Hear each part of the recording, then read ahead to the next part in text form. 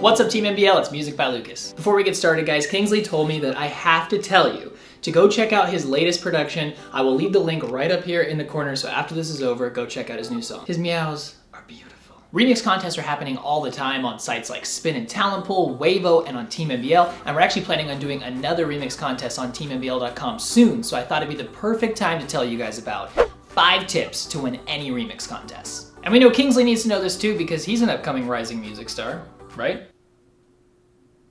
Right. Number 1, be on key and on tempo. This one probably sounds really obvious to a lot of you guys, but it is actually one of the most common mistakes that we hear when we're listening to remixes. So what you want to do is no matter what tempo you decide to make your track, you got to make sure that you match the original sample so that the tempos match. Same thing goes with the key of the track. You gotta make sure whatever key you wanna make the track in, that it matches the key of the original track. If you switch the key on your track, you gotta switch the key on the original samples for it to sound right. You wouldn't want it to sound like this. This is power.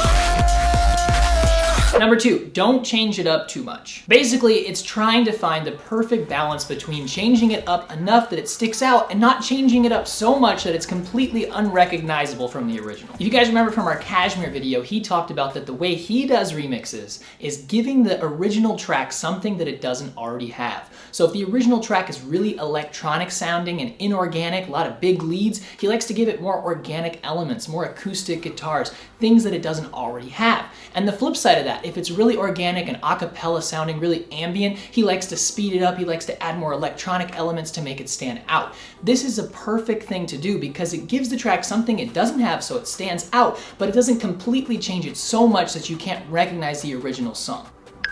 Number 3, mixing is extremely important. Here are a few tips to help you guys get your mixes better. Give yourself more headroom in the mix before you master. This will help you not get a super clippy and distorted sounding master. The general rule of thumb is to leave yourself at least -4 to -6 decibels of headroom. And then, unless you're doing sound design, building your own sounds from scratch, you really don't need to be messing too much with the middle range of the EQ when you're making your track. Because professional sounds have already been fine-tuned to sound great. And what I've noticed is that what ends up happening is if you raise, for example, the middle or the high end of the EQ on one sound to get it to stand out, you end up raising it on another track and you start this chain reaction and all of a sudden everything is up in the high end or up in the middle and it just doesn't make the mix sound right. So typically what I say is that high passes and low passes is really all you're gonna need unless you're doing sound design. It should work for you every time. Lastly, just try not to have a muddy mix or an overly shiny and thin mix. So the biggest ways to avoid this, don't have so much going on in the low frequencies. That will cause a muddy mix. You don't want to have a bunch of your leads competing with your bass, competing with your kick. So really,